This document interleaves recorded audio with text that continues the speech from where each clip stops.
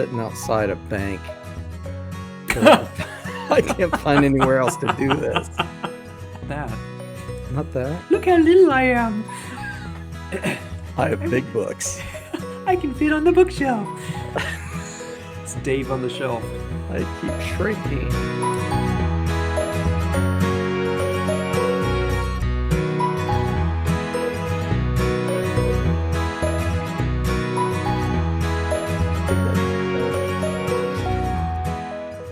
Well, welcome to Pondering Psalm, where Curt and I take a look at a psalm every week. Actually, every day. We look at it every day, and then on Friday, Saturday, we get together and we talk about just what we gleaned, what we gained. Yep. And I'm David Mullins, and I'm Curt here Austin. with Curt Austin's right over here. And we're looking at Psalm 93 this week. So, Curt, where do we begin? Well, it's only 5 verses. I've got the ESV open in front of me. You've got probably the NLT on the screen. Soon. There it's on the screen. Do we just jump in? I mean, usually I ask you how you're doing, or we banter a little bit. Well, for context, let's put it in context. Oh, I like that. I think we should probably do that. I think for those of you who are watching this decades from now, maybe up on the space station or another planet, when that you're looking, it's 2020. We've had a pandemic, global pandemic. We've had civil unrest. We're having a pandemic. We're in the middle of a global pandemic. It's actually escalating these last couple of weeks here in the United States. Civil unrest, and I think people who have lived their entire lives in the shadow of slavery and Jim Crow are being heard, I think. I hope. But I do know that in the midst of our political unrest that we're also experiencing, because there was an election a couple of days ago, and at this point we still don't technically know who the president is. Right. Come January 21st. Yeah. We kind of have a sense of who that will be. That there's going to be some litigation on and different things, and so recounts and stuff. So who knows? Who knows? But anyway, that's kind of where we find ourselves, and I think it's an interesting place to find ourselves here with this particular psalm. Why? What's the last line on the screen? Oh, on this screen, the world stands firm and cannot be shaken. True. Yeah, I did think about that this week when I was reading this. Is that I'm not sure that the writer of this, and we don't have who wrote it, so probably David or Solomon or somebody, but whoever wrote this didn't know what we were going to be facing in 2020, or they didn't know how bad it was going to be. Or what if he did? Yeah, but the world. Do you feel the world is really standing firm and that it's not shaking? Don't you think the world is shaking? Well, it feels like it to me. But I think that the psalmist might have a completely different perspective because of the beginning of verse 1. All right, take us there. Well, Lord is King. He is robed in majesty. And so all this is really about looking at God, who is holding the world together. And because of that, I think is why he's saying that the world stands firm, cannot be shaken. Well, let's not keep people in suspense. It's only 5 verses. Right. I will say, jump in here, but that middle part where it says, "Indeed, the Lord is robed in majesty and armed with strength." So it's talking about the Lord robed in majesty. He's also armed with strength, and because of that, the world stands firm and cannot be shaken. Even though Curt isn't quite sure that's the case. Well, I'm not being fair. It feels a little shaky. Okay. But let me say this though. My wife and I have talked about this several times over the last few months. There is no civil war here. We are not being shelled by an enemy. We are not. There is the potential for sufficient food for every person. Now, whether that's true for everyone, I understand is not true.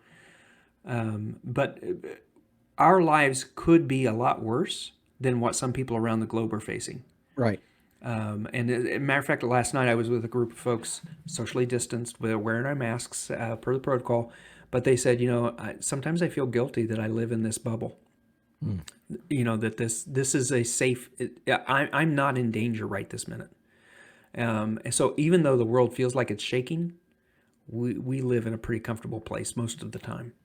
I mean, look Yeah, at all those books on Dave's bookshelves. I mean, who has all those books? I know it's great. It's great. Uh, and there, for a while on Twitter and different places, there'd be like a hashtag, and it was like hashtag first world problems. Yeah, right. Where, Yeah, where people are recognizing, all right, internet's down. Oh, but really, it's a first world problem. yeah. Which means it's really not a problem. It's the fact that we've kind of gotten used to a certain standard and it's not meeting our expectations. But So I we're guess let me finish because I don't think I articulated what I was thinking well. We live in this bubble, and yet we feel the world is shaking. yeah, Imagine what it's like to be a refugee fleeing Syria, yeah, or an Israelite that's been dispersed to Babylon, where these kinds of passages then, as you're reading through it, you go, really? yeah. Really? The world isn't shaking? I've lost my home. I don't know where some of my family is. Think about World War II and the Holocaust. And you have these passages and the importance of going back to the beginning of verse 1, Yeah. that the And, Lord is king. and I would say it's one of the things I appreciate about the Psalms, Yeah. because sometimes from where they are writing, Yeah. and yet their perspective is still one of a deep, abiding faith, even though I'm sure that there might have been some. I mean, I wonder if the psalmist is writing this down, someone's standing over his shoulder and he's like, what? What do you mean the world stands firm? Look around you, dude. Mm-hmm. And he Mm-hmm. goes, I'm not looking around me. I'm looking up. I'm looking at the Lord. He is king. See, there you He's go. robed in majesty. He is armed with strength. And then he begins to unpack this, Yeah. because and here's why I think this is appropriate for especially what you said, because of verse 3. The floods have risen up. Mm-hmm. I mean, he's not looking and saying, hey, everything's hunky-dory, which I really regret using that phrase, but it just came out. I don't know where that came from. The floods have roared like thunder. The floods have lifted their pounding waves. Hunky But Dory, brought to you by Dr. David Mullins. Hunky Dory. I know. Yeah, Wow. the pounding waves. I mean, and I've heard this before, that the imagery of water, even in the very beginning of the Old Testament, where the waters in an ancient time, going over water, going over stormy water, going over floods that have risen, was a terrifying Yeah. prospect. We have massive vessels that break through these seas, and these icebreakers that can go into places that you can't even imagine. But even with that, what was the TV show, The Deadliest Catch, Mm. right, or whatever that thing was? It wasn't because the crabs were going after them. It was because the sea was so Yeah. scary. And so in the days before navigation, before any of that, it would have been terrifying to think Well, about water. and part of it is that it was mysterious. They didn't know what was under the water. We still don't. I Well, don't care. I don't care to swim in the ocean very often, just because really, of that, right? What's going to just come up, that's goes true. whoop, and You just know pull you what? down. Yeah, I love swimming in the ocean. Sometimes, like, okay, what did What something just just brush up against my leg? Or did I imagine that? Is what something was down that? there? I can't see. Then you gotta freak out.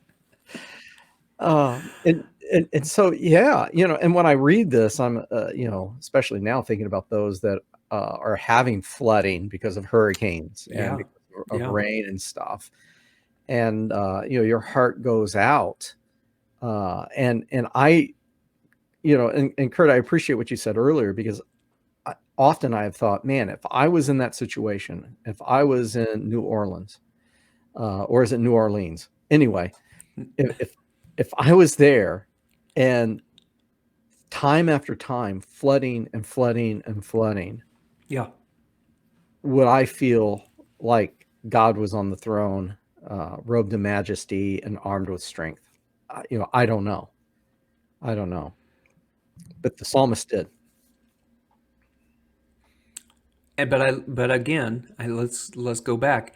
He did not because his eyes were on the waters. Yeah. Yes. That's and that has been a recurring theme of the last several psalms of where is our focus. Yeah. And yes, the flood waters are actually Psalm 69, our very first one, right, was about floodwaters.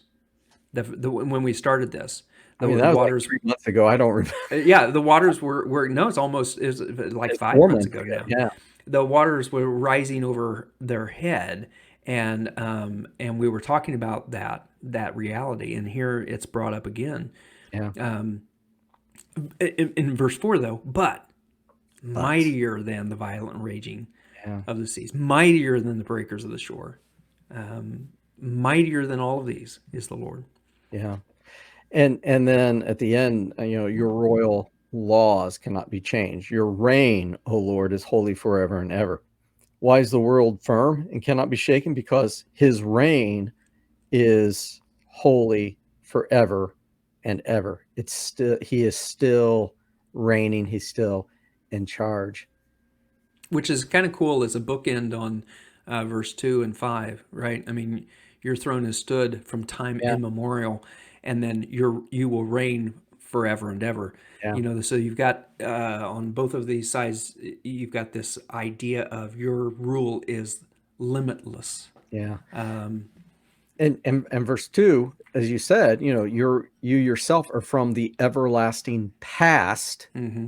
And verse 5 is about forever Yeah, and ever. going forward. Yeah. Yep, I Yeah. love it. I really like this. This was a fun. Is that the word? It was fun to read. Well, it was 5 Um, verses. So, but it was succinct enough, and it left you with a encouragement yeah. that no matter where our focus might start to wander, if we go back and we look at the fact that the Lord reigns, um, and Did, I think having that strength is important. It's one thing if somebody is a ruler without power, right? I mean, or has no authority to set things right. But yet they're in place of power. They're in the place as a ruler. You don't have a lot of confidence in them. yeah. Whereas he's mine says he's actually put on a strength as his belt, which Yes. we've Yeah. laughed about that before about strength holding up his pants, but Yeah. Yeah. that idea that he's robed in splendor, he's got strength as part of his garments. That's really encouraging. I in Jesus' time, the Jewish boys, would go through, I think, a pretty extensive training Hmm. and education, and so I'm pretty sure that they were fully engaged with Psalms. And I wonder what the disciples were thinking when Jesus, when the storm raised up and they were so afraid, and Jesus was sleeping on a cushion in the boat. They wake him up and they say, don't you care Oh, if we drown? nice. And Jesus told the winds and the wave to hush up, to be silent, to quit, and it did. And I wonder if they immediately thought, oh my goodness, Psalm 93, who is this? Or when they were traveling and there was another storm and Jesus comes walking on the waters, Yeah. uh, mightier than the violent raging of the seas, right there, mightier than that. And those breakers on the shore, I mean, those things can knock you over. They'll just pound you. I mean, I know. it can pound you. Yeah. And sometimes life can do that too. Can pound you over and over and over. You and I were talking not about this. We were talking about doing some small group stuff, Yeah. and you gave a really interesting series of questions to ask, in that. And I think that that would be helpful for anybody who might have read this week, or we'll move on to 94 next week, 23 verses. But one of the questions that I really liked was, how does this speak to you? What in this has spoken to you this week? And it could be an individual verse, it could be a overarching theme, it could be an imagery that's used. There's a lot of options on how that speaks to you, but I think sometimes people read the Bible and they get discouraged because they don't have biblical training. Like you just said, the young men who grew up with this, it Yeah, immediately came back to them as, oh, that's Psalm 93. yeah, We don't have all of that necessarily, and some people have even less. But we can read any verse, or any passage, and come away from what does that say? yeah, Like the breakers. Have you ever stood on the edge of the shore and right. gotten hit by a wave? Even a 1 foot wave can take your legs right out from underneath you. And yet here, the breakers on the shore, God's mightier than that. I Yeah, mean, if we just lived in that for the day, remember how that felt to just be pounded, and yet God can fight that back. He could put up a barrier right there. yeah. And and I think that's good, because sometimes we struggle when we read scripture, but instead of trying to understand everything, it's like what's one thing out of Yeah, this? yeah. What's the one thing that when I read through this, it kind of jumps out? Which Uh, is why you have verse 1 on the front, right? I mean, verse 1 is oversized for yes. for Yeah. you. For you, that's it, right? Well, for me, this was, I mean, this is what the rest of the psalm is about. Mm-hmm. What does it mean that the Lord is king? What does it mean that he is robed in majesty and armed with strength? What does it mean that the world stands firm? Well, it means this. All of that. This is what it means. And I think that might have actually been in the psalmist's mind, that Mm-hmm. you can memorize that first verse, but this is what it looks like to unpack it, at least for him. And so what would that look like to unpack for you? That I first. would, it's interesting because starting with 1 and then going from 2 through 5, it's almost like I want to read 2 through 5 and then have 1 as verse as the last. End. And it's like I want it as I'm reading that is I want it bookended so that it's like that's right. This Yeah. is where I start. We talked last week about starting and ending your day with Yeah. with Yeah. focused on God, and it's almost like I want it to do the exact same, which it kind of does, but to go back and say, the Lord reigns. If you, just that, Yeah. the Lord reigns, because I'm telling you what, there are times I sure forget that. Oh, it's easy to forget. Oh yeah, Especially, from my own life. yeah, especially when you're standing in the waves and the breakers are hitting you. And I mean, I love swimming in the ocean, but it will exhaust you. Yeah, it's a Uh, lot of work. Yeah, it is. And and when the psalmist talks about that, I don't think he's really talking about the water. I don't think he's talking about the waves. I think no, he's talking about just life. And if you can come away, being beat up by the waves and still realizing that, I might be beat up by the waves, but you know what? God is holding this world firm. hmm It's not going to be shaken. And if I can latch onto that, I won't be shaken either. Uh, I think the other something that just occurred to me is that the waves have not changed since the beginning of time. no, they haven't. The They might waves, look a little different. Oh, you're talking about actual waves. Yeah, the that's true. the actual waves, they're still rolling Yeah, because it's part of the nature of the world. It's part of the world's rhythm, yeah, and for us to try to fight them is foolishness. yeah. But for us to appreciate what God has done in the midst of that, in creating this, and you could really go a whole rabbit hole down, Oh, thinking about that. But um, and then I just lost it. It just the went rabbit away. hole. Well, Rabbit hole took it. when you start talking about rabbit, then all of a sudden you're thinking about hunting, and No, you're thinking about the rabbit that got away. yeah, a lot of those. Well, I really appreciate, Dave, you bringing up the New Testament with Jesus walking on the water, with Jesus calming the storm, because that's a beautiful parallel. I love Yeah, that. and I think it really, I don't think that was by accident. that Jesus did those things. Not the And guy, not the guy who came to fulfill the law, yeah, not to yeah. abolish it, but to fulfill And it. you look at that and it's like, oh my goodness, this is what the psalmist said about God, and here this guy's doing it. Yeah, So if we're going to make it through life whole and holy, I mean, I'm convinced it really takes Jesus, and he is on the throne and he reigns, and because of him, I almost went into a Gaither song. Because but it's true. It's true. Because of him, I can face these daily challenges because I know, and we've said this before, this isn't my final destination. My eyes are higher than this, and will not be shaken. yeah, So, well, I don't know if that's all the time we have, but that's it feels like a good place to kind of close up that's shop, perfect. so to speak. Perfect. And I'm so glad, Curt, that you could be here and chat with me because it is uber helpful, Uber, as the kids would say. it lifts me up. Yeah. That's a transportation joke. Okay. Lyft and Uber. Yeah, it's what a gift. What a Yeah. gift to be able to go through these and talk with someone else about it. And we hope that it's helpful for you as well, Yeah. folks who are listening. So next time we'll take a look at Psalm 94, and until then, I pray that you would be able to hang on to the one who is hanging on to you. Blessings. God bless. Thanks, folks.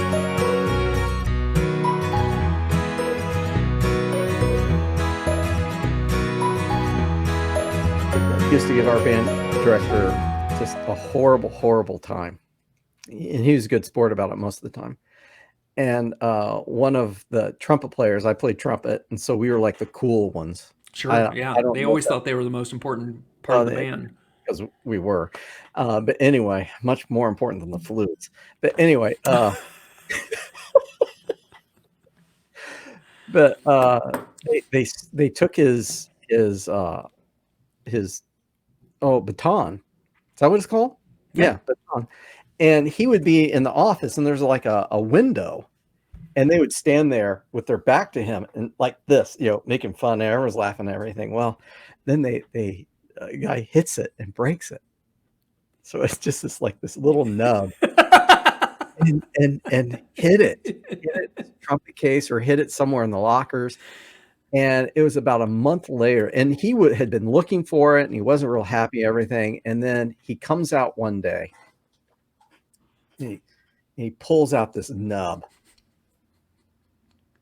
and he has this look on his face like he's so angry, and he's like staring because he's not exactly sure who did it, but he had a pretty good idea that it was one of us.